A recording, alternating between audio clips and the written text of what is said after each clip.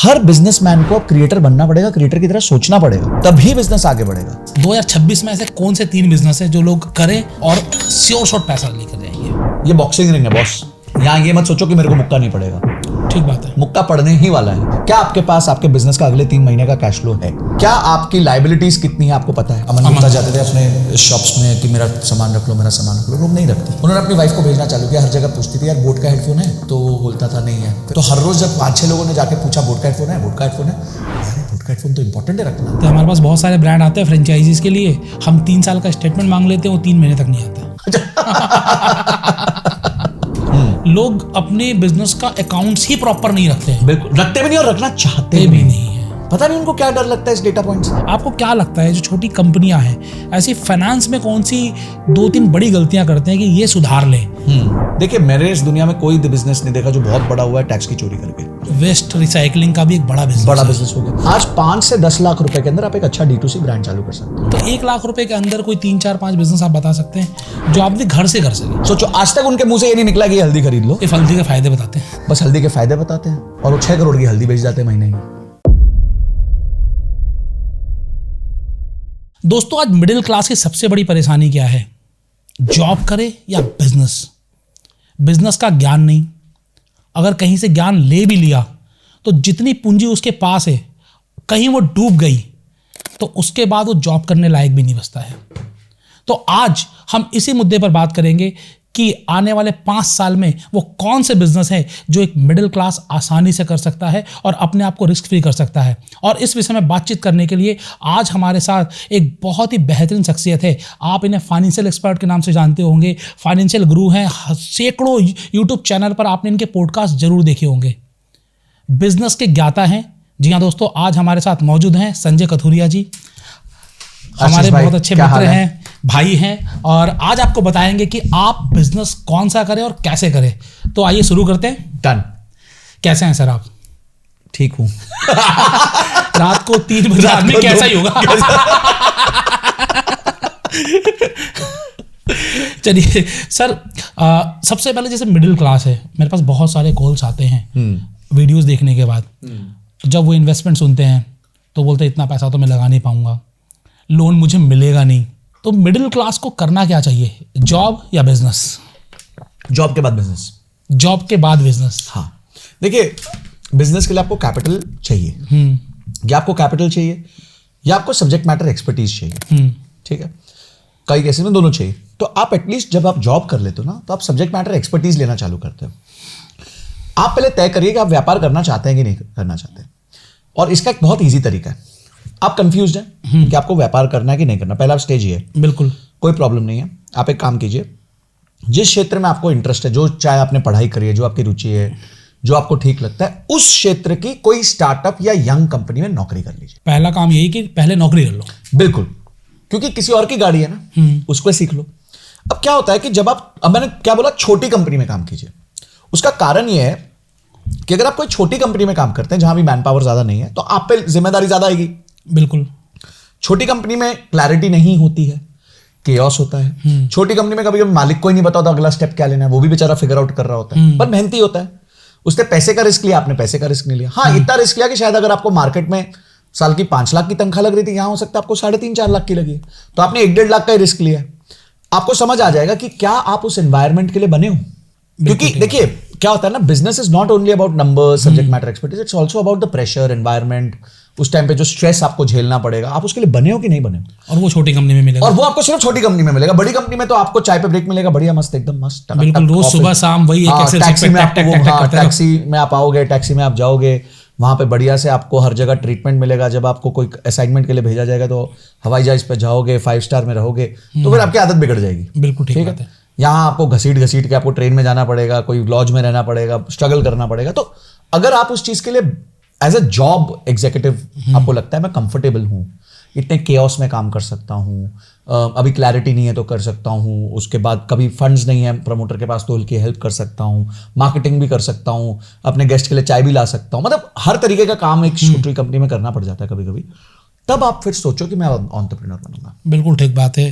तो जब तक आपने ये स्टेज नहीं पार करी है, आप अगर हेलीकॉप्टर लैंडिंग करोगे एंटरप्रेन्योरशिप में कि भाई वो या तो मैंने बस पढ़ाई करके आया हूं और मेरे पास फादर के पास 20-25 लाख थे तो उन्होंने डाल दिए, तो पक्का जीरो हो जाएंगे। ठीक है, अगर आपको वो एनवायरमेंट से फ्रेंडली होना पड़ेगा। पहले आप एनवायरमेंट से फ्रेंडली होगे। जैसे डाइवर होते हैं ना, डीप सी डाइवर्स, जब उनको जाना होता है ना बहुत नीचे, उससे पहले 1-2 दिन उनको एक ठंडे कमरे में बैठा दिया जाता है ताकि वो अक्लेमेटाइज हो जाए कि उतना नीचे जाना है उनको, उस वेदर उस टेम्परेचर से एक्लेमेटाइज हो जाए। तो आपको भी पहले उस एनवायरनमेंट से एक्लेमेटाइज होना है, फिर उस एनवायरनमेंट में घुसना है। तो जब आप ऐसा कर लोगे तो आप इस लायक बन जाओगे कि जब आपके बिजनेस में तकलीफ आएगी तो आप नहीं, इस लायक नहीं, आपको डिसाइड कर पाओगे कि इसके लिए मैं बना भी नहीं बनाऊं। उस दिन के बाद आपको एक आधे साल में समझ आ जाएगा कि भाई अपने काम की चीज नहीं है, चलो वापस बढ़िया कंपनी में नौकरी करते हैं, बढ़िया तनख्वाह बनाते हैं और साथ साथ अपने करियर को ग्रो करते हैं। ये भी कोई गलत थोड़ी है, अधिकांश भारत यही कर रहा है, हमने भी यही किया 16 साल, तो गलत नहीं है, बट क्लैरिटी होनी बहुत जरूरी है। बिल्कुल, 5 साल मैंने भी नौकरी की थी अपने स्टार्टिंग एज में, उसके बाद बिजनेस किया तो कोई प्रॉब्लम नहीं है। और बिजनेस में हो सकता है पहले दिन आप फिर भी सक्सेसफुल हुए नहीं हुए, वो सेकेंडरी मैटर है। पर ये अगर आप अपने आप को एक्लेमेटाइज कर लो 1 साल 1.5 साल के लिए एक छोटी कंपनी में काम करके, तो मेरे को लगता है वो बेटर है। चलिए अब हम बिजनेस की यहाँ बात करेंगे सर, कि हमने डिसाइड कर लिया कि मुझे बिजनेस करना है, हमने नौकरी करके या फिर कहीं से भी कैसे भी डिसाइड कर लिया, फंड भी इकट्ठा कर लिया, तो हमें कौन सा बिजनेस करना है और उस बिजनेस को शुरू करने के पहले स्टेप्स क्या होने चाहिए? बहुत सिंपल रूल है, जो मुझे आता है, जो मुझे भाता है, जो बाजार चाहता है। जो मुझे आता है, जो मुझे भाता है और जो बाजार चाहता है, दैट्स इट, वही करना है। इसको थोड़ा सा एक्सप्लेन। जो चीज मुझे आती है, यानी कि व्हाट आई नो, मेरा सब्जेक्ट मैटर एक्सपर्टीज क्या है, फाइनेंस है, ठीक है, मुझे भाता है, मुझे फाइनेंस, टीचिंग भाती है। फाइनेंस में बहुत चीजें हो सकती थी, बहुत चीजें करी जा सकती थी, मुझे टीचिंग भाती थी, तो मैंने कंटेंट क्रिएशन में आ गया। और जो बाजार चाहता है, क्या बाजार में कंटेंट की रिक्वायरमेंट है फाइनेंस की? बिल्कुल है, बिल्कुल है, तो हम कर ली। तो सबसे इंपॉर्टेंट तो मुझे लग रहा है तीसरे वाला है ना। देखिए, तीनों इंपॉर्टेंट है। अगर आपको आता है पर भाता नहीं है और बाजार भी चाहता है, तो भी आप खुश नहीं रहोगे। यार आता तो है, फाइनेंस आता है, पर मजा ही नहीं आ रहा है यार काम करने में, तो आप कितना सक्सीड कर जाओगे? भाता बहुत है पर आता नहीं है। तो तीनों का मिश्रण होना चाहिए, वो सी इंटरसेक्शन में आपको बिजनेस करना है। और इंडिया में आज हालत यह है कि बाजार चाहता है, मोस्ट ऑफ द केसेस है, मोस्ट ऑफ द केसेस में the market is there. Yes, और इसी को इकिगाई बुक में समझाया गया है। अगर आप इकिगाई बुक पढ़ेंगे, हाँ जी, तो उसमें यही बोला गया है कि basically what is your skill, what is that you love to do, what is the market ready to pay for, वही बिजनेस करो, वही बिजनेस करो, एग्जैक्टली वही बिजनेस करो। हो सकता है आपको टाइम लगे बिल्ड करने को, पर आपको डेफिनेटली उसमें ज्यादा मजा भी आएगा, आप उसमें सस्टेन कर पाओगे। अगर आपको लगता है कोई चीज बाजार चाहता है पर मुझे नहीं आता है, मुझे नहीं भाता, मैं सीख लूंगा, सिर्फ सीख लूंगा, पर आपको भाता ही नहीं है, तो आप उसमें मोटिवेटेड ही नहीं रहोगे बैड टाइम्स के लिए। और कोई ऐसा बिजनेस मैंने तो नहीं देखा जीवन में जिसमें बैड टाइम्स नहीं आते।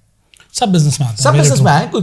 रिलायंस का शेयर प्राइस 8-10 साल के लिए सेम रहा, 2-5% ऊपर नीचे, वो भी उनके लिए खराब टाइम था। तो ऐसा नहीं होता है, हर कंपनी के लिए बैड टाइम आता ही आता है उनके लाइफ में। सर हमने चलो चूज कर लिया कि मुझे मोबाइल का बिजनेस करना, फोर्ट से। ठीक है, अब ये मोबाइल का बिजनेस शुरू करने के लिए मुझे पहले क्या स्टेप्स अपनाने चाहिए, किस तरीके से शुरू करना चाहिए, इसके लिए भी कोई फॉर्मूला होता है? बिल्कुल सही है। आप है ना बिजनेस, आपने चलो तय कर लिया कि मैं मोबाइल का बिजनेस करूंगा। अब मोबाइल का बिजनेस में बहुत सारे बिजनेसेस हैं। पूरी वैल्यू चेन को स्टडी करो। क्या मैं सिर्फ उसके रॉ मटेरियल्स को सोर्स करूंगा? क्या मैं उसकी मैन्युफैक्चरिंग करूंगा? क्या मैं मैन्युफैक्चरिंग के बाद पैकेजिंग और लॉजिस्टिक्स करूंगा? क्या मैं उसका डीलर डिस्ट्रीब्यूटर बनूंगा? क्या मैं उसका रिटेलर बनूंगा? क्या मैं मल्टी ब्रांड रिटेलर बनूंगा या मैं उसका सिंगल ब्रांड रिटेलर बनूंगा? क्या मैं सेकंड हैंड मोबाइल का दुकान खोलूंगा? तो ये आपकी वैल्यू चेन है पूरी। ओके, तो इस वैल्यू चेन में आप कहां पार्टिसिपेट करना चाहते हो, वो आपको डिसाइड करना पड़ेगा। ठीक है, अब लोग जनरली कहां से स्टार्ट करेंगे? वो कहेंगे कि सबसे इजी क्या, चलो दुकान खोल देंगे, बेचेंगे। हाँ जी, पर this is not exactly the right manner. कुछ लोगों का ना मैन्युफैक्चरिंग का बेंट होता है, उनको पता होता है मैं बढ़िया से बना सकता हूं चीज को। कुछ लोगों का लॉजिस्टिक्स का बेंट ऑफ माइंड होता है कि एक जगह से दूसरी जगह सामान बहुत बढ़िया पहुंचा सकता हूं। बिल्कुल ठीक है। कुछ लोगों का माइंड होगा कि मैं चाइना से इंपोर्ट बहुत अच्छे से कर लूंगा, मैं जाऊंगा, बैठूंगा, सही चीज उठा के लेके आऊंगा, नई नई चीजें, गैजेट्स उठा के लेके आऊंगा, तो वो काम कर लूंगा और मैं यहाँ के डिस्ट्रीब्यूटर को दे दूंगा।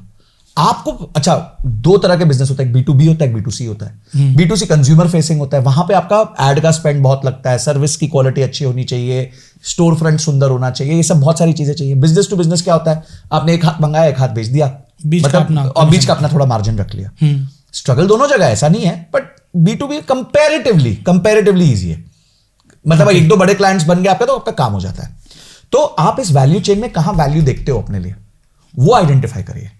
आपको क्या लगता है कि मैक्सिमम बिजनेस स्टार्टअप जो फेल हो जाते हैं, सब कुछ मेंटरशिप लेके बिजनेस करते हैं, पूरी स्टडी भी करते हैं, जो मुझे आता है, जो मुझे भाता है, जो बाजार चाहता है कर लिया, हमने ये भी सोच लिया कि हमें क्या करना चाहिए, हमने करने से पहले स्टडी भी की कि हाँ इस बिजनेस में प्रॉफिटेबल है, उसके बावजूद भी मैंने देखा है कि बहुत सारे लोग स्ट्रगल कर रहे होते हैं बिजनेस में, पैसा कमा नहीं रहे होते हैं, या फिर नौकरी से कम कमा रहे होते हैं। अगर नौकरी से भी कम कमा रहे हैं तो इट मीन्स लॉस ही कर रहे हैं। आपको क्या लगता है क्या कारण है कि जो मैक्सिमम बिजनेस है वो लॉसेस में है?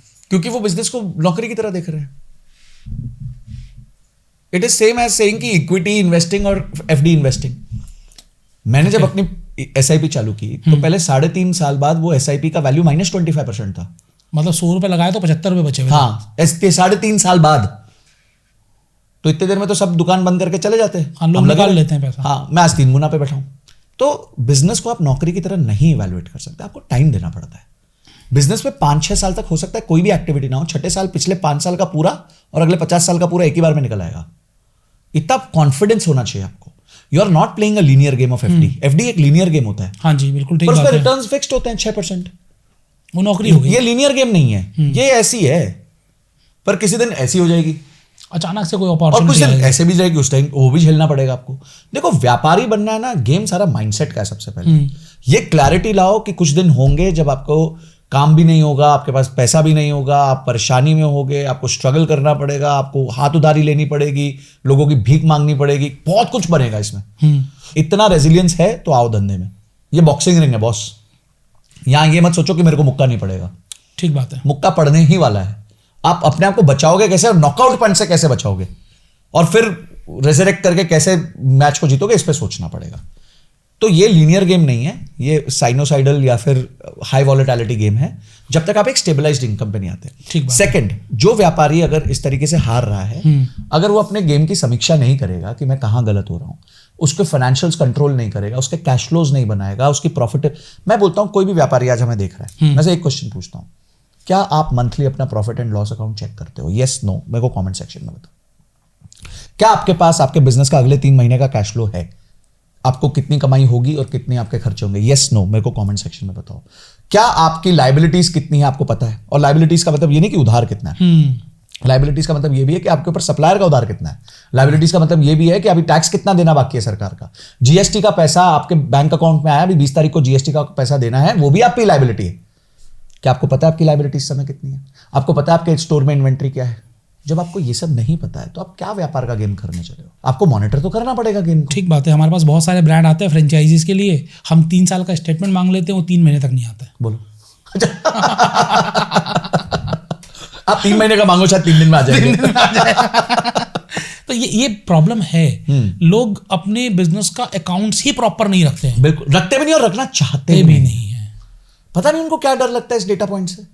उनको बस अंधकार में जीना है। पता आप सोचिए यार कि इस तरीके से अगर आप बिजनेस चला रहे हो तो आप एक सुनसान गली में अंधेरे में लाइट बंद करके गाड़ी चला रहे हो। बिल्कुल ठीक बात। कब तक आप रास्ते पे भरोसा करोगे? थोड़ा रास्ता मुड़ा नहीं कि आपकी गाड़ी तो सीधा खाई में गिरेगी, निकल रही। बिल्कुल ठीक बात है। So when if you are a businessman and something is happening wrong with you, वो होगा, वो बाहर की परिस्थिति है। आपने क्या किया? What is your action? हमारे पहले मैं एक जगह काम करता था रियल एस्टेट में, तो वहाँ हमारे चेयरमैन साहब बड़े इंटरेस्टिंग व्यक्ति थे। आप उनके पास जाओ, उनके पास 10 चीज़ लो, सर ये हो गया, ये हो गया, वो हो गया, ऐसे हो गया, वैसे हो गया। बोले जस्ट टेल मी कि इन सारी एक्टिविटीज़ पे तुमने क्या एक्शन लिया, लिख के बताओ। आपके पास जवाब ही नहीं होता है क्योंकि आपने कोई एक्शन लिया ही नहीं होता, आप तो रोने पहुंचे होते हो। उस टाइम मुझसे एक ही सवाल पूछता है, आपने क्या एक्शन लिया? आपने कब एस्केलेट किया इस मैटर को? आपने क्या रिपोर्ट देखी? आपके फाइंडिंग्स क्या हैं? तो आप रोने क्यों आए हो मेरे पास? जब आपने ही कोई एक्शन नहीं लिया तो what do you expect to change यार? वो आइंस्टीन ने बोला था, किसने बोला था, doing the same thing and expecting different results is called insanity. पागलपन कहा जाता है कि सेम चीज करो और अलग रिजल्ट्स एक्सपेक्ट करो। कुछ तो अलग करना पड़ेगा। कुछ तो अलग करोगे तो रिजल्ट्स अलग होंगे, अच्छे होंगे बुरे होंगे वो देखना पड़ेगा। एक्सपेरिमेंट करो, डेटा को समझो, डेटा को पढ़ो। ये कोई आपके उसके लिए IIM की MBA थोड़ी चाहिए यार। मारवाड़ियों ने करी थी क्या IIM की MBA? वो तो उनके साथ काम करते हैं, सिखाते हैं। हाँ, तो आप बेसिक चीजें हैं यार कि धंधे में आपका कैश फ्लो ठीक चल रहा है कि नहीं चल रहा है, माल जो पड़ा है बिक रहा है कि नहीं बिक रहा, कौन सा माल नहीं बिक रहा, कौन सा माल बिक रहा है, उधारी दी हुई है मार्केट में वो आई है कि नहीं आई है, बिल, अरे लोग बिल धंधा होने के बाद बिल नहीं काटते 15-15 दिन तक। बिल्कुल ठीक बात है। भूल गया जी। कैसे भूल गए? तुमने माल दे दिया, सामने वाला क्यों याद कराएगा तुम्हें? उसके लिए तो अच्छी बात है, वो तो वो चाहता तो है खुश भूल है, जाओ। आप 150 दिन भूल जाओ। अरे ओ जी बाबूजी याद आ गया मेरे को, उसको मैंने माल दिया था। अरे हमारे चाचा जी बिजनेस करते, बड़ी अच्छी बात बोलते मेरे यहाँ ना एम्प्लॉइज को 2 प्रॉब्लम है। मतलब क्या बोलते? एक उनको बोलते भूल गया और एक याद नहीं रहा। बोले एक भूल गया, एक याद नहीं रहा, बस यही प्रॉब्लम है। बस मोर और द सेम थिंग। सर आप एक फाइनेंस एक्सपर्ट हैं और आप बहुत सारे एसएमईज एमएसएमईज को कंसल्ट भी करते हैं, बड़ी बड़ी कंपनियों के आईपीओस लाने में भी उनकी हेल्प कराते हैं।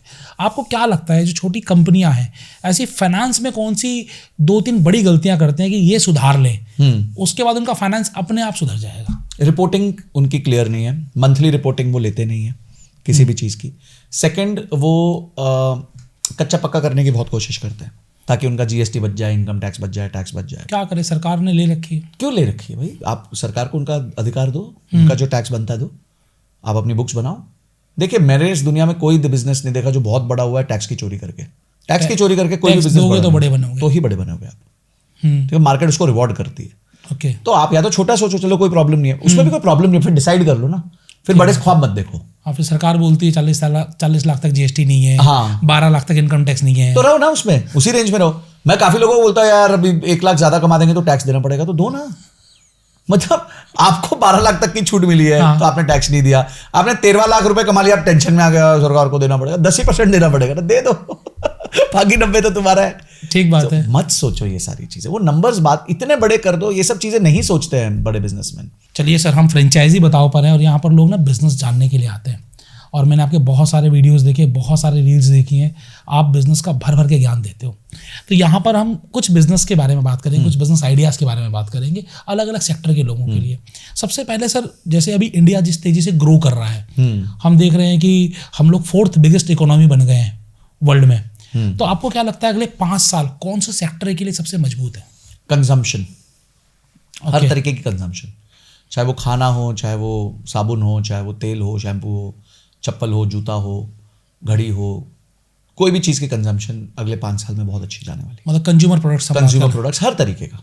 मैं आपको एक केस बताता हूँ। हमारे पास एक क्लाइंट है, वो हवाई चप्पल बेचते हैं, वो तो याद है ना? हाँ बिल्कुल बिल्कुल, वो वाली आती है। हाँ वैसे, तो वो बेचते हैं और सिर्फ बंगाल और उड़ीसा में बेचते हैं। उसमें भी सारे बंगाल और उड़ीसा में नहीं बेचते, कुछ पॉकेट्स में बेचते हैं।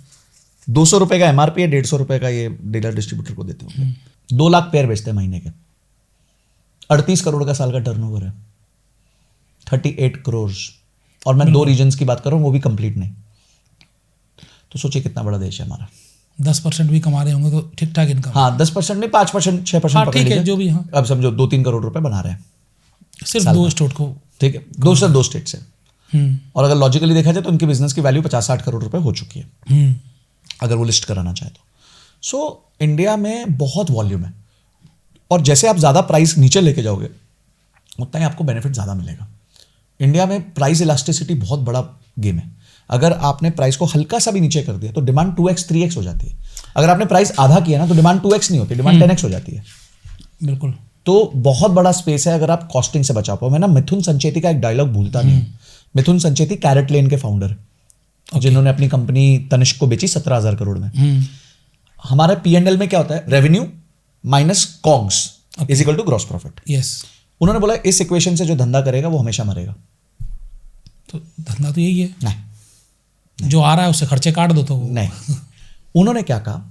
उन्होंने कहा कि रेवेन्यू वो जो कस्टमर देना चाहे, ठीक है, कस्टमर्स डिजायर्ड प्राइस जो वो पे करना चाहता है, minus your desired profit should be equal to the cost of goods sold. इतने में कॉस्ट लेकर आओ। यस। अगर इस चीज का कस्टमर 1 लाख रुपए देना चाहता है और मेरे को 30,000 का प्रॉफिट चाहिए, तो ये 70,000 में बनेगा। अब कैसे बनेगा, कितनी वॉल्यूम पे बनेगा, सप्लायर कहां से होगा, इंडिया से होगा, चाइना से होगा, उसको ढूंढ के लाओ, पाताल लोक से ढूंढ के लाओ। लेकिन customers desire to pay minus your desired profit is equal to cost of goods sold. Just इतना माइंडसेट शिफ्ट करने से बस आपका पूरा गेम बदल जाता है, आपका पूरा अटेंशन आ जाता है। बिल्कुल यही हो गया, A+B = C, तो C - A = B। तो यही हुआ ना। और इसी तरीके से आप बिजनेसेस बिल्ड करते हो। तो बहुत बड़ा रॉकेट साइंस नहीं है। आपको बस मैथ को थोड़ा कभी कभी ऊपर नीचे ट्वीक करना पड़ता है। तो वो स्टेटमेंट ना एकदम मेरे साथ छप गया कि एक यंग लड़का मिथुन संचेती 17,000 करोड़ में अपनी कंपनी बेची उस आदमी ने। और देखो कहाँ, मतलब क्या उसकी थॉट प्रोसेस है। इसलिए तो पूत के पैर पालने में दिखते वाला हिसाब है कि मतलब आप जिस तरीके से वो बोलते हैं उसी से तो उनकी थीसिस, उनके सिस्टम्स का पता चलता है ना, उन लोग कैसे सोच रहे हैं। और उनसे उनकी सोच ही तो बोरो करनी है, और क्या चाहिए हमें। वो लोग जाके बता भी रहे हैं आजकल हर जगह कि क्या सोच है हमारी। प्लेटफॉर्म्स बड़े बड़े मिलने लगे लोगों को। तो एक आपने बताया कंज्यूमर गुड्स, मतलब कंज्यूमर गुड्स में काम करो तो मार्केट बहुत बड़ा है। बस ये देखो कि कस्टमर कौन सा प्राइस पे करना चाहता है, उस पर आप अपना प्रोडक्ट लेकर आ जाओ, उसके बाद आपको प्रॉफिट की चिंता नहीं करनी है। ये आपने कंज्यूमर मार्केट का बताया। इस कंज्यूमर के अलावा और कौन से ऐसी कैटेगरीज हो सकती हैं सर? अगला जो बिग गेम है इंडिया का, वो है आयुर्वेदा, आयुर्वेदिक प्रोडक्ट्स। अगर आप आयुर्वेदिक प्रोडक्ट्स के बिजनेस में सही तरीके से आ गए तो उसमें मार्जिन भी बहुत है, उसमें वॉल्यूम्स भी बहुत है, उसमें रिक्वायरमेंट भी बहुत है। तो मुझे लगता है आयुर्वेदा और आयुर्वेदा बेस्ड प्रोडक्ट्स अगर आप कर लो तो people are getting very health conscious, तो वो कॉन्शियस हो रहे हैं सब चीज़ों के लिए। और लोग जो है नॉट ओनली इन इंडिया, बाहर भी आयुर्वेदा को रिस्पेक्ट बहुत कर रहे हैं हम। तो जिस तरीके से आयुष का मूवमेंट चला है इंडिया का, आयुर्वेदा, योगा, यूनानी, शिरोधरा, तो ये जो आयुष पूरा डिपार्टमेंट बना है, जिस तरीके से मार्केटिंग हुई है, इंटरनेशनल योगा डे बना है, तो जो तरीके से प्रमोट किया जा रहा है योगा और आयुर्वेदा को, हाँ, इंडियनाइज प्रोडक्ट का बड़ा मार्केट। हाँ, तो उसको थोड़ा अच्छी पैकेजिंग करके, अच्छा ब्रांडिंग करके कर सकते हैं। फॉर एग्जाम्पल आप पूजा प्रोडक्ट्स, 15,000 करोड़ का मार्केट है पूजा प्रोडक्ट्स का। और मेरे को मैं आपको 5 ब्रांड्स पूछता हूँ, 5 ब्रांड्स बता दो पूजा प्रोडक्ट्स में। साइकिल अगरबत्ती के नाम, और सेम मुंह पे आना था, मंगलदीप हो गया, मंगलदीप हो गया, और मतलब बड़े मुश्किल से याद आ जाएंगे, लेकिन नहीं आ रहे, टफ टू। मैं अगर आप क्लोथिंग में पूछूंगा तो ऐसे आ जाएंगे ना 5 नाम। बिल्कुल बिल्कुल याद आ जाएंगे। मैं अगर आपको मेंस क्लोथिंग में पूछूं, फीमेल क्लोथिंग में पूछूं, आपको ऐसे 5 नाम। बिल्कुल, ब्यूटी पार्लर। तो यानी इंडिया में अभी तक 5 ब्रांड भी नहीं है जो रिकॉल ले गए हैं पूजा प्रोडक्ट्स में। तो ये बहुत बड़ा अपॉर्चुनिटी है पूजा प्रोडक्ट्स का, ठीक है, जिसमें हवन सामग्री हो गई, हमारा वो हो गया कैम्फर हो गया, या फिर वो हाथ में जो कलावा बांधते वो, बहुत सारे, बहुत मल्टी प्रोडक्ट है, मल्टी प्रोडक्ट है, और अनलिमिटेड मार्जिन है। गंगा जल में 100% मार्जिन है। करना क्या आपको, गंगा जल भर के लाना, लेकिन गंगा से लाना। हाँ, नहीं, उसमें भी कॉन्सेंट्रेटेड होता है 10%, 20%, 30%, कि इसमें 10% गंगा जल, इसमें 20% गंगा जल। ये तो हमारे कहा गया है ना कि अगर आप पूरे मटके में भी थोड़ा सा गंगा जल डाल दो तो पूरा गंगा जल हो जाता है। तो बस इसका बहुत फायदा उठाया गया है। तो एक बार मैं ऐसे क्लाइंट से मिला था, तो उन्होंने बताया हमारा पूजा प्रोडक्ट्स का बिजनेस है। कहाँ पे? बोलते भुवनेश्वर में। बोला वेरी गुड, ठीक है, क्या। तो तब की बात है 2019 की। तो बता रहे, मैंने पूछा क्या टर्नओवर कर रहे हो, तो बोला 12 करोड़ का टर्नओवर कर रहे हैं। बोला अच्छा, 12 करोड़ का टर्नओवर कर भुवनेश्वर में बैठ के। लेकिन सर उसमें मार्जिन भी अच्छा है। मार्जिन 80% है, सिंपल। आयुर्वेदा में भी 80% है, 90% है, बहुत क्लियर मार्जिन है इसमें। तो ये है। फिर जैसे इंडिया के कुछ नेटिव चीजें मैं आपको बताता हूँ। आपको याद है फिटकरी? हाँ जी बिल्कुल। हाँ, सबने खाई है, हम लोगों ने अपने गालों पे। वो फिटकरी नहीं लगाने वाली। हाँ, वही इसी की बात कर रहा हूँ, शेव के बाद। मैं बचपन में पहुंच गया। मेरे को फटकरी थी। तो फिटकरी को आप अभी अमेज़न पे सर्च करिए, तो उन्होंने डियो बनाया, एलम स्टोन डियो। ओके, फिटकरी से। एलम स्टोन होता है ना, फिटकरी का नाम एलम स्टोन ही एलम स्टोन ही है, बिल्कुल। 2,500 रुपए का बेच रहे हैं एलम स्टोन डियो, जो 10 रुपए की फिटकरी, 10 रुपए की फिटकरी आती है उसके ऊपर। तो ये marketing branding. Okay, moringa powder. हाँ, मोरिंगा बहुत अच्छा चल रहा है, ठीक है। फिर जिस तरह से श्री अन्ना जो है हमारा मिलेट्स, उसकी पैकेजिंग, उसके health products, organic protein, plant based protein, ठीक है, प्लांट बेस्ड मीट, मतलब मीट जैसा थिंग, बिल्कुल सोया चाप जैसे हो गया। हाँ, तो ये सारी चीजें हैं जहां पे अभी बहुत स्पेस है हमारे पास बिल्ड करने के लिए, अनलिमिटेड स्पेस है। इंडिया में ना ब्रांड नहीं बनते बहुत इजीली, ठीक है।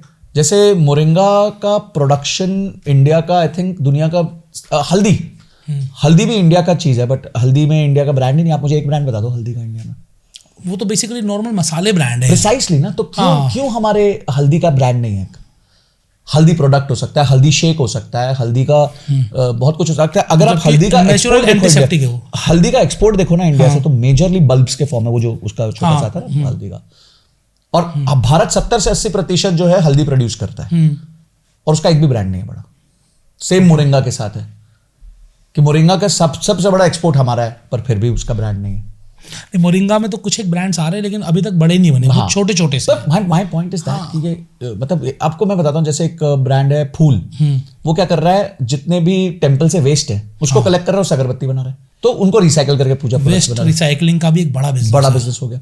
तो आप end of the day today India has every potential, आप कुछ भी बेच सकते हो इस मार्केट में अगर आप अच्छे से ब्रांडिंग मार्केटिंग कर लो। आजकल लोग माचा टी बेच रहे हैं, बहुत फेमस हो रहा है जापान, बट प्राइस पॉइंट थोड़ा ज्यादा है। बट अगर आप लोअर प्राइस पॉइंट पे मिड साइज कैटेगरी में अगर आप कुछ ब्रांड लेके आ सको D2C, तो आप बहुत अच्छा कर सकते हो। आप ऑर्गेनिक लेके आ सकते हो, ऑर्गेनिक में बहुत बड़ा स्पेस आ गया मार्केट में। जब से कोविड हुआ, लोगों को हेल्थ पे फोकस है, तो वो ऑर्गेनिक का प्रोडक्ट ज्यादा खरीद रहे हैं, ठीक है।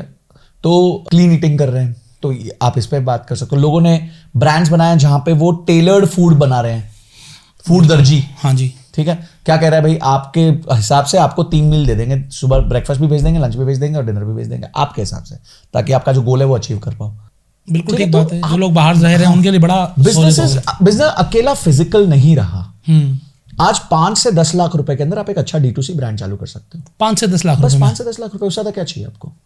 एक वेबसाइट चाहिए, एक ब्रांड नेम चाहिए, एक कंपनी का नाम चाहिए, कुछ इन्वेंट्री चाहिए और अच्छी डील्स बनाने की कला चाहिए, मार्केटिंग चाहिए, दैट्स अबाउट इट। बस जो इसमें मैक्सिमम पैसा जाता है मार्केटिंग में जाता है कि प्रोडक्ट में जाता है? देखिए, प्रोडक्ट में शुरू में इतना नहीं जाता क्योंकि आपको पास रेडी फॉर्मुलेशंस ऑलरेडी मैन्युफैक्चरर्स बहुत हैं इंडिया में, ठीक है। अगर आप स्पोर्ट्स वेयर में जा सकते हो। आज देखिए डीकैथलॉन 5,000 करोड़ का बिजनेस करता है इंडिया में। कितना बड़ा स्पेस है। अकेला डीकैथलॉन ही बचेगा क्या? नहीं, बहुत ब्रांड्स बन सकते हैं डीकैथलॉन जैसे, ठीक है। आप उसमें अपने नीश बना सकते हो कि भाई मैं पेडल गियर, आजकल पेडल लोग बहुत खेल रहे हैं, तो आप पेडल गियर बना सकते हो कि मेरे पेडल गियर सबसे अच्छे हैं इस देश के। करना क्या, जलंधर जाना है, जलंधर में सारी फैक्ट्रीज हैं आपकी स्पोर्ट्स आइटम्स की, जाके अच्छा सोर्सिंग करो, अच्छा प्रोडक्ट लाओ, थोड़ा फैंसी लेके आओ।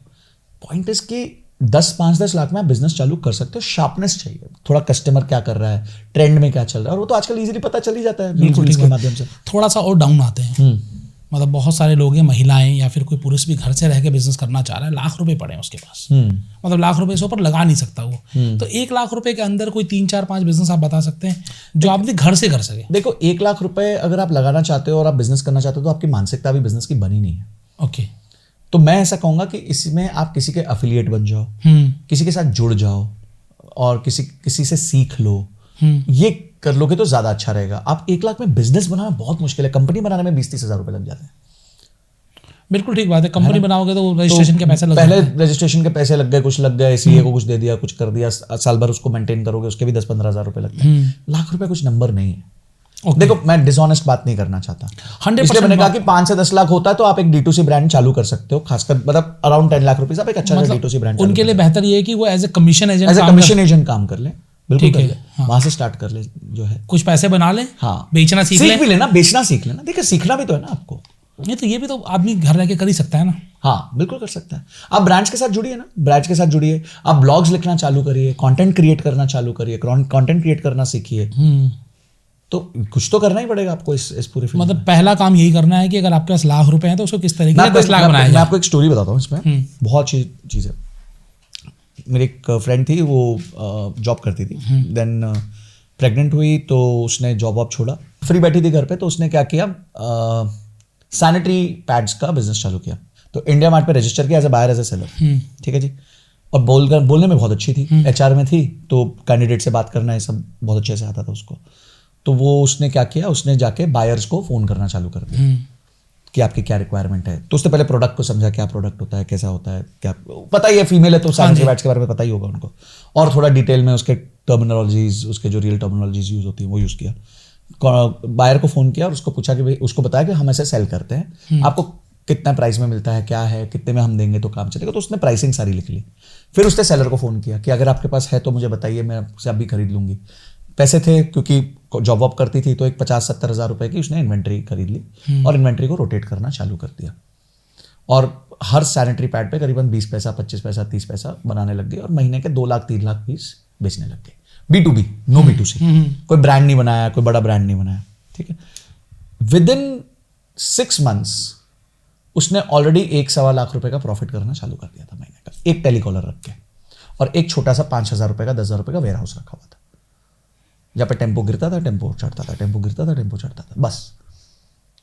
कितनी समझदारी है ना, छोटा सा एक प्रोडक्ट पकड़ लिया, ठीक है, अब वो प्रोडक्ट उनके लिए, फीमेल्स के लिए तो उनको पता ही होता है इस प्रोडक्ट के बारे में, डिमांड जनरेट कर ली अच्छे से बात करके, सप्लायर के साथ नेगोशिएट कर लिया। अब वो कह रही थी कि भाई मेरे को आगे क्या करना है, आगे मेरे को करना है कि मैं पूरा का पूरा कंटेनर चाइना से मैं ही मंगा लूँ, क्योंकि अभी मैं खरीद नहीं सकती, मेरे पास डिमांड उतनी नहीं है, तो मैं मंगाऊंगी कि तो मेरे 20 पैसे और बचेंगे, पर उसके लिए मुझे बड़ा वेयर हाउस चाहिए, उसके लिए मुझे बड़ा ऑर्डर चाहिए, उसके लिए मुझे वर्किंग कैपिटल चाहिए। तो अब एटलीस्ट दिमाग तो चलने लगा उस डायरेक्शन में। तो कोई भी चीज़ खरीद बेच भी आप कर सकते हो, ट्रेडिंग चालू कर सकते हो किसी चीज़ की, ठीक है। कोई भी आपको लगता है कि यार चलो मैं कोई हल्दी चूरन, अचार, कुछ भी बेचूंगा, पर जो बेचूंगा कुछ बेचूं तो सही, अपना कस्टमर बेस तो बनाए। हाँ, जब एक बार आपका कस्टमर बेस बन गया तो ऑटोमेटिकली धीरे धीरे फिर आप अपना ब्रांड ला सकते हो, ये सब कर सकते हो। Don't think of ideal situation day one.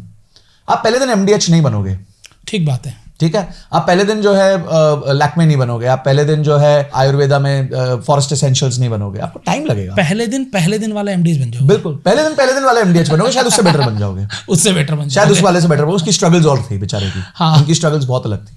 तो it is your chapter 1, it is your page 1, तो treat it as page 1। Don't compare to somebody else's page chapter number 50। वो तो 50वें चैप्टर पे पहुंच गए हैं, उनको तो 80 साल से वही धंधा कर रहे हैं, कई सारी किताबें लिख चुके हैं, सब कुछ कर चुके हैं। तो आप अपने पहले दिन को उनके इतने बड़े साम्राज्य से मत कंपेयर। बिल्कुल ठीक बात है सर। आज के समय में चूंकि सर देखिए हम लोग बहुत सारे बिजनेस की बात करते हैं, बहुत सारे ब्रांड्स हमारे पास आते हैं, तो आज के समय में बहुत सारे ब्रांड्स आ रहे हैं कि हम वाइट लेबल करेंगे जी। आयुर्वेदा के ब्रांड्स आ रहे हैं कि वाइट लेबल में प्रोडक्ट बना के देंगे, कॉस्मेटिक ब्रांड आ रहे हैं वाइट लेबल में प्रोडक्ट बना के देंगे, परफ्यूम्स इंडिया में बड़ी तेजी से मार्केट इसका बड़ी तेजी से बढ़ता चला जा रहा है। शुरू करना है 5 लाख 7 लाख 10 लाख रुपए लगाओ, आपका अपना ब्रांड शुरू हो जाएगा। ये वाइट लेबल ब्रांडिंग करके बिजनेस शुरू करना कितना फायदेमंद है? अगर आप खुद एक ब्रांड हो तो ही करना बेटर है। नहीं, बिल्कुल नया आदमी है जिसको नहीं पता, मुझे परफ्यूम के बारे में नहीं पता, मुझे आयुर्वेदा के बारे में नहीं पता, बहुत मुश्किल है। फिर आपको पूरा वो प्रोसेस सीखना पड़ेगा। पहले आपको प्रोडक्ट पे बहुत जबरदस्त ग्रिप लानी पड़ेगी। मैं परफ्यूम के बारे में कुछ भी नहीं जानता हूँ और मैं बोलूँ कि मैं परफ्यूम बेचूंगा तो गलत हो गया ना। पर अगर आप एक ब्रांड है, खुद ही ब्रांड है, चाहे लोकल ब्रांड है, चाहे छोटी नीश में ब्रांड है, तो आप अपना बिल्ला लगा सकते हैं। आप सोचिए कि एक बहुत बड़े क्रिएटर थे, उन्होंने एक बहुत बड़े एक और क्रिएटर के साथ मतलब जो म्यूजिक इंडस्ट्री के क्रिएटर के साथ एक ब्रांड खोला, वो ही नहीं चला, जबकि ऑडियंस है उनके पास। हाँ, जबकि दोनों के पास अपनी अपनी अलग लेवल की ऑडियंस है। हाँ। जिस क्रिएटर की मैं बात कर रहा हूँ 13-14 मिलियन उनके सब्सक्राइबर्स है यूट्यूब पे, लोग भगवान मानते हैं उनको। और दूसरा एक था, वो भी बिल्कुल रैपर था और बहुत बढ़िया था, बट फिर भी नहीं चली ना जोड़ी, नहीं चली। ये इतना आसान नहीं होता है। You can not be a part time entrepreneur, ठीक है। तो part time is pass time. Sir adverse case में अगर किसी को करना ही हो, तो मेहनत करो, प्रोडक्ट सीखो। हाँ, तो क्या मेहनत करे, क्या स्ट्रेटेजी है? सबसे पहले प्रोडक्ट सीखो। प्रोडक्ट क्या है, प्रोडक्ट में क्या चाहिए लोगों को। अभी मैं आपको एक बताता हूं, मैंने एक बड़ा इंटरेस्टिंग परफ्यूम का ऐड देखा। ऐड कैसे चालू हुई कि एक एक्ट्रेस बोल रही है the best thing about Shahrukh is that he smells so good. फिर एक और एक्ट्रेस बोल रही है the best thing about Shahrukh is that he smells so good. फिर एक और एक्ट्रेस बोल रही है the best thing about Shahrukh is he smells so good. Shahrukh आता है और कभी उससे पूछा कि how do you smell so good, तो वो बताता है कि मैं ये 3 परफ्यूम्स यूज करता हूँ और उसका मिक्सचर बनाता हूँ, तो उससे मैं स्मेल दिस गुड। बता दिया उसने। अब अचानक से वो भाई प्रकट होता है कि ये सेम मिक्सचर हम बनाते हैं, हमने ये लिया ये लिया ये लिया, हमने ये मिक्सचर बना दिया, ये सेम शाहरुख वाला परफ्यूम है। अगर आप इसका ओरिजिनल लेने जाएंगे तो 20,000 रुपए का पड़ेगा, हमारे पास मात्र 699 रुपए का। ऑर्डर कीजिए अभी। होगा कि नहीं होगा ऑर्डर? होगा, 100% होगा। एक बार तो मंगा ही लेगा कि शाहरुख खान और 3 लड़कियां बोल चुकी है ही स्मेल सो वेल। तो ये इनोवेशन है कि नहीं है मार्केटिंग में, कि उसने प्रोडक्ट की पहले नीड क्रिएट करी, उसकी एस्पिरेशन क्रिएट करी, एकदम अथॉरिटी से क्रिएट करी, और अचानक से बोलते मेरे पास है भाई, मेरे पास है, ले ले, तैयार माल है, और मार्केट में 20,000 का, मेरे पास 600 रुपए का, ले ले। सारे ऑब्जेक्शन उसी टाइम किल कर दिए। ठीक बात है। पूरी एड ऑब्जेक्शन किलिंग एड थी, राइट। तो उसने इंटेलिजेंस यूज करी, प्रोडक्ट के साथ साथ इंटेलिजेंस यूज करी। तो ये मार्केटिंग पार्ट में आपको थोड़ी सी ज्यादा इंटेलिजेंस। हाँ, बिकॉज नहीं, सी मार्केटिंग, अब आप सोचो कि मैं कन्वेंशनल होर्डिंग लगा दूंगा और कोई एक्टर ऐसे कर देगा, नहीं बिकेगा आपका सामान। आप बिहाइंड द सीन्स की वीडियो बनाओ तो आपको कंटेंट स्ट्रेटजी बनानी पड़ेगी। Today marketing strategy is not marketing strategy, it is content strategy. कि आप कंटेंट कैसे पुश करोगे। मैं एक आयुर्वेदा के डॉक्टर को जानता हूं, आप भी जानते हो उनको, ठीक है। वो उनकी कोई हल्दी आती है, हल्दी, हाँ जी बिल्कुल, महीने की 6 करोड़ की बेचते हैं वो हल्दी, और आज तक उन्होंने नहीं बोला ये हल्दी खरीद लो। सोचो, आज तक उनके मुंह से ये नहीं निकला कि ये हल्दी खरीद लो। सिर्फ हल्दी के फायदे बताते हैं, बस हल्दी के फायदे बताते हैं, हल्दी के बारे में बताते हैं, और वो 6 करोड़ की हल्दी बेच जाते हैं महीने की। तो आपको उस फील्ड का मास्टर बनना पड़ेगा। आपको मास्टर बनना पड़ेगा, गुड कम्युनिकेटर बनना पड़ेगा, आपको बताना पड़ेगा उस चीज के फायदे क्या है। लोग सुनने को तैयार है, पर आपको सुनाने का तरीका उनके जैसा होना चाहिए ना सर। लेकिन लोग इन्वेस्टमेंट भी नहीं करते हैं। जैसे आज की जो मैं प्रॉब्लम जो मैं खुद झेल रहा हूँ, मैं देख रहा हूँ जो बहुत सारे ब्रांड्स के साथ कि स्टार्टिंग का उन्होंने XYZ पैसा लगाया, उस पैसे से रिजल्ट नहीं आया और वो एक्स्ट्रा पैसा लगाना ही नहीं चाहते हैं। मतलब your success is one step far from you, लेकिन that steps cost something to you. तो इन लोगों को क्या कहेंगे सर? अगर आपकी कोई चीज नहीं चली है, पहले तो मुझे क्या लगता है सबसे बड़ी मिस्टेक क्या है कि ये सारे लोग सबसे पहले ना फेसबुक एड्स पे चले जाते हैं, गूगल एड्स पे चले जाते हैं। वो ना आपका पैसा बर्न हो जाता है वहां पे 100%, क्योंकि अकेला फेसबुक गूगल नहीं है ना, वहां पे एजेंसी कॉस्ट्स हैं, ये है वो है, इन्फोग्राफिक बनाना है, सब कॉस्ट आ जाती है। सर आपको कोशिश करना चाहिए एक ऑर्गेनिक ब्रांड बनिए। बिल्कुल। अब ऑर्गेनिक ब्रांड आप नहीं बनना चाहते ना, आप एक दिन अपने आप को कमरे में बैठ के 10,000 रील्स देख लीजिए उसी जॉनर की। बिल्कुल हाँ, कोई टाइम पास मत करिएगा, कच्चा बादाम ये 10 रुपए का बिस्किट कितने का दिया जी, ये सब 10 रुपए का बिस्कुट कितने का दिया है ना, तो वो सब नहीं करना है। आपको जाके वो रील देखनी है। समझो आप साड़ी बेच रहे हो, तो बाकी साड़ी वाले क्या कर रहे हैं, वो कैसा कंटेंट बता रहे हैं। अब एक साड़ी वाला आया था शार्क टैंक पे, उसकी एक एक रील 3-3, 4-4 मिलियन जाती थी। जब उससे पूछा कि आपकी कंटेंट टीम में कितने, बोले मैं और मेरा कैमरामैन, और कोई है ही नहीं। बोले एडिटिंग, बोलते मैं करता हूँ, अपलोडिंग मैं करता हूँ, कंटेंट कौन सोचता है, मैं सोचता हूँ, बस एक कैमरामैन है वो को शूट कर देता है मेरे साथ। सब शौक रह गए थे, सब शौक मेरे, याद है आपको? बिल्कुल याद है। तो आप समझिए कि ऐसे आपको, एंड वाज ही समबडी कि ओ माय गॉड MBA करके आया है, कोई बहुत बड़े कॉलेज से, कंटेंट स्ट्रेटेजिस्ट है। भाई उसने रियलिटी दिखाई। लोग आज सच्चाई देखना चाहते हैं। सर कर तो रहे हैं, सारे क्रिएटर्स अपने आप ही काम कर रहे हैं। हाँ, तो आप वही तो कह रहा हूँ, वो बनिए ना। हर बिजनेसमैन को अब क्रिएटर बनना पड़ेगा, क्रिएटर की तरह सोचना पड़ेगा, तभी बिजनेस आगे बढ़ेगा। नहीं तो बिजनेस अगर आप वही कन्वेंशनल मेथड से कि मैं होर्डिंग पे ऐड लगा दूंगा, फेसबुक पे जला दूंगा, अमेजॉन पे नंबर 1 होने के लिए पैसा दे दूंगा, तो आप इन्हीं सबको अमीर करते रह जाओगे, आप गरीब हो जाओगे। पर यही सब कुछ छोड़ दो, प्रोडक्ट पे फोकस करो, प्रोडक्ट की USPs क्रिएट करो, अलग अलग कम्युनिकेशन स्टाइल्स फोकस करो, इंस्टाग्राम, यूट्यूब, स्नैपचैट, इन पे एक्सेस करना चालू करो। छोटे माइक्रो इन्फ्लुएंसर्स को पकड़ो जो ज़्यादा पैसे नहीं लेते हैं, उनको बोलो कि मेरे प्रोडक्ट प्रमोट कर दो, जो भी सेल होगी उसमें कमीशन दे दूंगा, या थोड़ा सा फीस ले लो मेरे से, एडिटिंग की कॉस्ट मैं बेयर कर लूंगा आपकी। इस तरीके से उनको इकोसिस्टम में सपोर्ट दे दो और धीरे धीरे धीरे धीरे करके ग्रो करो। देखो क्या मजा आता है। सर एक चीज़ आपने नहीं बताई सर, वो आपकी फेवरेट है, पॉडकास्ट। आपको क्या लगता है इन एंटरप्रेन्योर्स के लिए, अगर हम बात उनकी करें जो अपने बिजनेस को एक्सपेंड करना चाहते हैं या बिजनेस को बढ़ाना चाहते हैं, पॉडकास्ट उनके लिए कितना फायदेमंद है? देखिए अगर आप स्टेप 0 पे हैं तो यूजलेस है पॉडकास्ट आपके लिए। Okay, because you are not an authority. किस बेसिस पे आप बात करोगे? ठीक है, तो आप पॉडकास्ट में कोई क्यों आपको सुनेगा? आपको एक बार वो लहजा, वो क्वेश्चन अपने आप से पूछना पड़ेगा, क्या उखाड़ा है अभी तक आपने? What have you actually done that people should listen to you? ये आपने बहुत बड़ी बात कही और बहुत सारे लोगों को ये लेसन सीखना पड़ेगा। उनको लगता है मैं किसी पॉडकास्ट में चला जाऊंगा, बात कर लूंगा तो मेरा प्रोडक्ट बिक जाएगा। नहीं बिकेगा, नहीं बिकेगा। First you create that story. Sir मजाक भी बन सकता है। हाँ, बहुत खराब हो सकता है। आप कंटेंट बनाइए ना। किसने बोला आपको? देखिए podcast as if you want to appear on podcast, और जो मेरा पर्सनल एक्सपीरियंस रहा है पॉडकास्ट का, जो भी जितना भी रहा है, वो ये रहा है कि people like to listen to people who have achieved something. अगर मैं म्यूचुअल फंड से बात करता हूं कि फाइनेंशियल फ्रीडम कैसे अचीव करते हैं, तो क्योंकि मैंने अचीव करी है तो लोग मानते हैं कि यार इसकी बात सुन सकता है क्योंकि इसने अचीव किया है, तो इसको सब्जेक्ट मैटर एक्सपर्टीज है, ये CFA है, इसने MBA फाइनेंस किया है, 16 साल नौकरी करी है, 11 साल 12 साल इन्वेस्टमेंट करी है, तो सुन लेते हैं इसकी। बट अगर कोई 22 साल का लड़का आएगा, बोलेगा यार मैं आपको फाइनेंशियली फ्री होना सिखाता हूँ म्यूचुअल फंड से, कोई क्यों सुनेगा? बोले तू हुआ है क्या? बोले तो मैं पिछले साल चालू किया था मैंने इन्वेस्ट करना।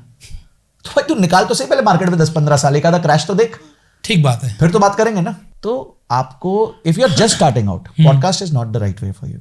If you have a legacy, if you have done something, आप कहीं पहुंच गए हैं, आपकी स्टोरी, फिर आप PR कीजिए, हल्का फुल्का PR कवरेज करिए, PR कवरेज ताकि लोगों को पता चले, लोगों को पता चले आपके बारे में। आप कोई ऐसा एक्टिविटी करिए जो बड़ी अजीबो गरीब है। फॉर एग्जाम्पल आप गए और आपने किसी मार्जिनलाइज्ड कम्युनिटी को सपोर्ट कर दिया, तो वो ऑटोमेटिकली कवर होगा। चीजें ऐसी करो जो ऑटोमेटिकली कवर होने लग जाए, ठीक है? तो आपको ना बहुत ज्यादा पैसे नहीं चाहिए आपको, हम इनको कहते हैं लो कॉस्ट मार्केटिंग आइडियाज, ठीक है? अब आपका कोई अगर परफ्यूम का बोतल है, तो लोग सबसे गंदा कहां स्मेल करेंगे? जिम में वर्कआउट करते हुए। आप वहां पे जाके कियोस्क लगा दो, ठीक है? अब वाओ मोमोज कैसे स्टार्ट हुआ? उसने एक बहुत बड़े स्टोर में शॉप एंड शॉप कर दिया था, बिल्कुल। उसने पहली दुकान अपनी लगाई थी शायद मेट्रो कैश एंड कैरी या किसी में बड़े कोई स्टोर कोलकाता के किसी मॉल में लगा दी थी। मॉल में नहीं, किसी बड़े रिटेल स्टोर में बड़े रिटेल स्टोर में लगा दी थी। उसको देखा यार लोग यहाँ आएंगे, शॉपिंग कर रहे हैं, भूखे होंगे, तो मोमो तो ऐसे ही खा ले, तो ऐसे ही कर लेता आदमी, 5-6 पीस तो ऐसे निकल लेता है। वहां से स्टार्ट हुआ। वो बोलता नहीं यार, I will wait for the ideal day, मेरे पास सबसे अच्छा स्टोर फ्रंट होना चाहिए, 2000 स्क्वायर फीट की शॉप। उसका जिंदगी में कभी बिजनेस चालू नहीं होता, पहली दुकान ही नहीं खुलती। हाँ वही मैं कह रहा हूं, बिजनेस ही चालू नहीं होता। सो आप पहला मौका ढूंढिए, आपका कस्टमर कहां होगा, पॉसिबली कहां होगा। अब जब कोई बंदा वर्कआउट कर रहा है, अच्छा स्मेल नहीं कर रहा है, अगर उसके हाथ में उस टाइम वो परफ्यूम आ जाए तो वो मारेगा, बोला हाँ अच्छा लग रहा है यार, तो एटलीस्ट आपको वो टेस्ट तो करेगा ना, आपके प्रोडक्ट को तो यूज करेगा। So these are things which you have to think when you are a marketeer और एज अ बिजनेसमैन। आपको मैं बोट की स्टोरी सुनाता हूँ। अमन गुप्ता जाते थे अपने शॉप्स में कि मेरा सामान रख लो, मेरा सामान रख लो, लोग नहीं रखते थे। बिल्कुल ठीक बात है। उन्होंने अपनी वाइफ को भेजना चालू किया, हर जगह पूछती थी यार बोट का हेडफोन है, तो वो बोलता था नहीं है। फिर अपने स्टाफ को भेजना चालू किया, उसी दुकान में जाके पूछो, उसी दुकान में जाके पूछो। तो हर रोज जब 5-6 लोगों ने जाके पूछा बोट का हेडफोन है, बोट का हेडफोन है, बोले यार ये बोट का हेडफोन तो इंपॉर्टेंट है रखना, लोग मांग रहे हैं और मैं मना कर रहा हूँ। अगली बार फिर वहां बोट का सेल्समैन पहुंच गया, हाँ भाई सामान दे चल, फटा रख तेरा सामान। तो आर्टिफिशियल डिमांड क्रिएट करी। तो यू हैव टू, जुगाड़ू होना पड़ता है यार, देश हमारा ऐसा है। ठीक बात है, जुगाड़ू होना पड़ेगा ना। आप हार के बैठ जाओ, नहीं भाई हमसे नहीं होगा, तो फिर नहीं होगा, ठीक है। You think you can do it, you think you can do it, in both the cases you are right. बिल्कुल ठीक बात है। आप करोगे तो होगा, नहीं करोगे तो नहीं होगा। Very true sir. इस समय एआई पूरे मार्केट को खा रहा है, मार्केटिंग को खा रहा है, बहुत सारे बिजनेसेस को चेंज कर दिया। मैं ये तो नहीं कहूँ खत्म कर दिया, लेकिन बिजनेस करने का तरीका बिल्कुल चेंज कर दिया। क्या एआई के क्षेत्र में भी कुछ मार्केटिंग आइडियाज हो सकते हैं? किसी को एआई से जुड़कर बिजनेस करना हो, कैसे कर सकता है? देखिए एआई के लिए मेरे बस एक ही मुझे लगता है कि आप में सीखने की क्षमता बहुत होनी चाहिए। क्योंकि ना हमारे व्यापारी वर्ग को 2 हिस्सों में बांटता हूँ। एक नॉलेज इकोनॉमी के व्यापारी होते हैं और एक फिजिकल कन्वेंशनल व्यापारी होते हैं। नॉलेज इकोनॉमी के व्यापारी होते हैं जो जिस तरीके से एआई आ गया, कोडिंग हो गई, वेबसाइट डेवलपमेंट हो गई, डिजिटल मार्केटिंग हो गया, कंटेंट डेवलपमेंट हो गया, तो इन क्षेत्रों में एक्ट करते हैं। कन्वेंशनल बिजनेसेस हो गए, जैसे फिजिकल प्रोडक्ट्स बेचना, चप्पल बेच रहे हैं, परफ्यूम बेच रहे हैं, मैन्युफैक्चरिंग लगी हुई है, पोहा बेच रहे हैं, कुछ भी बेच रहे हैं, मतलब वो फिजिकल कन्वेंशनल बिजनेसेस कर रहे हैं। मैंने जहां तक नोटिस किया है, फिजिकल कन्वेंशनल बिजनेसेस करने वाले लोग इतना जल्दी एआई को नहीं अडॉप्ट कर पा रहे, मुश्किल हो रहा है उनको। तो इस केस में आपको क्या करना चाहिए? एआई आज के दिन एक कन्वेंशनल बिजनेस का सबसे बड़ा साथी बन सकता है, मार्केटिंग का टूल। मार्केटिंग आपको जो इन्फोग्राफिक्स बनाने हैं, स्ट्रैटेजीज बिल्ड करनी है, आप आराम से चैट जीपीटी, नानो बनाना, इन सब से यूज करके अच्छे इन्फोग्राफिक्स बना सकते हो। उनसे पूछ सकते हो कि मेरा ये प्रोडक्ट है, क्या क्वर्की आइडियाज दोगे आप मेरे को, क्या इंटरेस्टिंग आइडियाज दोगे, मैं क्या कर सकता हूँ, कोई केस स्टडी बताओ मेरे को ऐसे ब्रांड की जिसने की हो। तो आपको जो एक मार्केटिंग एक्सपर्ट को बुला के पूछना था, वो आप चैट जीपीटी से काफी हद तक 70 to 80% राइट इन्फॉर्मेशन निकाल के ले सकते हो, उसको वेट कर सकते हो। चैट जीपीटी से पूछा, जेमिनाई से चेक करा लिया, जेमिनाई से पूछा, चैट जीपीटी से चेक करा लिया। तो ऐसे करके आप यूज कर सकते हो। आई थिंक मार्केटिंग के लिए एक बहुत अच्छा टूल वो यूज हो सकता है। नॉलेज इकोनॉमी के लोगों के लिए जितने ज्यादा वो टूल जानेंगे, उतनी ज्यादा वो सर्विस उसको प्रोवाइड कर पाएंगे, जो भी उनका बिजनेस ओनर है। इट्स अ B2B बिजनेस, तो आप B2B में बहुत अच्छा सपोर्ट दे सकते हो उसको। तो अभी जैसे हमारी टीम में हमारी ग्राफिक डिजाइनर की थोड़ी सी खिंचाई कर रही थी ग्रुप पे कि अब जो है थंबनेल्स तो नानो बनाना 2 अपने आप ही बना देता है। तो ग्राफिक डिजाइनर मायूस सा मुंह बना रहा था कि भाई अब मेरी क्या जरूरत है इस कंपनी को। तो हम सभी उसकी खींच रहे थे कि भाई तेरी नौकरी खतरे में। नौकरी खतरे में मेरे ख्याल से नहीं, मतलब नौकरियां बढ़ेंगी। हाँ नहीं, आपकी एफिशिएंसी बढ़ेगी। अगर वो मेरे लिए अब एक वीडियो के लिए एक ही थंबनेल बना रहा था, वो 3 थंबनेल 4 थंबनेल बहुत आराम से बना देगा। हर 6 महीने में, हर 10-20 दिन में वो मेरे थंबनेल्स चेंज कर सकता है, क्योंकि अब उसके लिए ईजी हो गया है। बिल्कुल। तो वो काम करेगा ना, then he will use that tool as his friend. कि भाई मेरा दोस्त आ गया, भाई मेरे को एक और इंटर्न मिल गया है 15,000 रुपए महीने का। अब ऑफिस में सब लोग चैट जीपीटी यूज कर रहे हैं, सारे एडिटर्स भी यूज कर रहे हैं, सबको करना पड़ेगा, ऑप्शन सब कर रहे हैं। अभी हमारी टीम को अगर कोई आर्टिकल, किसी पर्टिकुलर पॉइंट का आर्टिकल चाहिए, तो वो सर्च कर लेती है, तो चैट जीपीटी उसका लिंक दे देता है, उसको वेरीफाई कर देती है, उसको लगा देती है एडिट में। Things have become very easy. 2026 में ऐसे कौन से 3 बिजनेस है जो लोग करें और श्योर शॉट पैसा लेकर जाएंगे? देखिए मैंने जैसे आपको कहा, कन्वेंशनल बिजनेसेस में आप प्रोडक्ट बेस्ड बिजनेसेस कर लीजिए, आयुर्वेदा कर लीजिए, कंज्यूमर ड्रिवन प्रोडक्ट्स कर लीजिए, मोरिंगा कर लीजिए, पूजा प्रोडक्ट्स कर लीजिए। तो मेरे को लगता है ये वाला क्षेत्र बहुत, कंज्यूमर वाला क्षेत्र तो बढ़ेगा ही, बहुत बहुत बढ़ेगा। बाकी मुझे ऐसा लगता है कि जैसे एक बिजनेस जो मुझे लगता है, वो लगता है कि अगर आप समहाउ सोलर इंडस्ट्री में एंटर कर सकते हैं, चाहे as a service provider enter कर सकते हैं कि भाई रूफटॉप क्लीनिंग कर दी, सर्विस इसकी आपके अपना क्लीनिंग बिजनेस बहुत बड़ा बिजनेस बनने वाला है, क्योंकि इतने सोलर पैनल्स लगने वाले, सबकी साफ सफाई भी बहुत जरूरी है। ठीक है, तो अभी अपकीप मेंटेनेंस के लिए कोई फॉर्मल अच्छी एजेंसीज आई नहीं है, और अब हर छत पे लग रहा है, क्योंकि भारत गवर्नमेंट सरकार ने स्कीम्स दी हुई हैं उसको लेके, मोटिवेट कर रहे हैं लोगों को यूज करने के लिए। हमारा टारगेट भी है कि 30-40% हमारे को शिफ्ट करना है अपना ग्रीन एनर्जी पे। सो वो एक क्षेत्र है जो अगर आप किसी भी तरह उससे जुड़ सके, सर्विस प्रोवाइडर के तौर पे, मैन्युफैक्चरर के तौर पे, ट्रेडर के तौर पे, कैसे भी जुड़ सके, I think you will have a very good future in long run in solar. Great sir आप हमारे साथ हैं, हमने बिजनेस की बात की, बहुत सारे लोगों का ऑलरेडी पैसा है, अगर उन्हें इन्वेस्ट करना है पैसा कहीं, गोल्ड में करें या फिर स्टॉक मार्केट में करें? हर चीज में करें, मतलब देखिए व्हाई शुड इट बी और why should it not be and, कि अगर मेरे पास 100 रुपए हैं तो मैं 50 रुपए इधर डाल दूंगा, 50 इधर डाल दूंगा, या 70 स्टॉक्स में डाल दूंगा, 30 गोल्ड में डाल दूंगा, सिल्वर भी खरीद लूंगा। तो कभी भी और मत सोचिए, आप ये मत सोचिए मैं दाल खाऊं या चावल खाऊं, दोनों मिला के दाल चावल दोनों मिला के खा लेंगे ना, उसमें क्या प्रॉब्लम है, साथ में थोड़ी सी अचार भी खा लेंगे, सब्जी भी खा लेंगे, हाँ आलू की सब्जी भी सब खा लेंगे। ठीक है, तो पोर्टफोलियो बनाओ, सिंगल इन्वेस्टमेंट मत करो, मतलब और में फोकस मत करो, एंड पे फोकस करो। सर आपने समय दिया, लोगों को बताया बिजनेस कैसे करना है, बिजनेस करते समय किन बातों को ध्यान रखना है, अपनी रिपोर्टिंग्स जो नहीं बना रहे जरूर से बनाएं, क्योंकि सबसे इंपॉर्टेंट चीज़ जो मैं देखता हूँ लोगों में कि उनके पेपर वर्क ही पूरे नहीं होते। पेपर वर्क ही नहीं है तो आप बिजनेस कैसे करोगे, बहुत तकलीफ में रहोगे। तो आपको कैसा लगा आज का पॉडकास्ट, मुझे ज़रूर बताइएगा। इस पूरे पॉडकास्ट से ऐसे कौन से 3 चीज़ें आप लेकर जा रहे हैं वो आप कमेंट्स बॉक्स में डालिएगा ज़रूर, और आपके आगे क्या सवाल रहने वाले हैं वो सवाल भी डालिएगा। जब भी हम संजय भाई से मिलेंगे हम आपके दोबारा से सवाल लेंगे सर, बस थोड़ा दिन में लेंगे तो नए साल की अगर कुछ विशेष देना चाहे दर्शकों को, तो मैं बस एक ही चीज़ कहना चाहूँगा कि जैसे आपने कहा कि रिपोर्टिंग करना बहुत ज़रूरी है, डेटा लाना बहुत ज़रूरी है, because something which you cannot measure you cannot improve. जो चीज़ आप मेजर नहीं कर सकते उसे इम्प्रूव नहीं कर सकते। सेकेंड, ज़माना बदल गया ब्रांडिंग मार्केटिंग का, प्लीज़ होर्डिंग और न्यूज़पेपर कटआउट्स और ये सब पे पैसा मत लगाइए, फटाफट ट्रेंड सीखिए, यंगस्टर्स को हायर कीजिए कॉलेज से, ऐसे लोगों को हायर कीजिए जो 8-10 घंटे इंस्टाग्राम पे लगे रहते हैं, जिनको मम्मी पापा डांट रहे हैं कि तुम इंस्टाग्राम पे क्यों लगे हुए हो, उनको हायर कर लीजिए कंपनी में, और उनको टास्क दीजिए कि वायरल वीडियो आइडियाज़ आपको ला के दे, और उस तरीके की वीडियोज़ बनाएं ताकि आपका भी ब्रांड वायरल बन जाए। ठीक है, तो बस इसे करेंगे तो आप डेफिनेटली आगे बढ़ेंगे। तो आ जाओ भाइयों, वीडियो बनाना सीखो, वीडियो बनाओ, अपने बिजनेस को आगे बढ़ाओ, और इसके अलावा आप क्या चाहते हो हमें ज़रूर बताओ। फ्रेंचाइजी बताओ पर आपको बहुत सारे बिजनेस आइडियाज मिलेंगे। और आज हम बिजनेस गुरु को लेकर आए, फाइनेंस गुरु को लेकर आए, आपने क्या सीखा हमें बताना मत भूलिएगा, और अच्छा लगा हो तो ये पॉडकास्ट लोगों तक पहुंचाइए जरूर। सर आपने समय दिया इसके लिए आपका बहुत बहुत थैंक यू।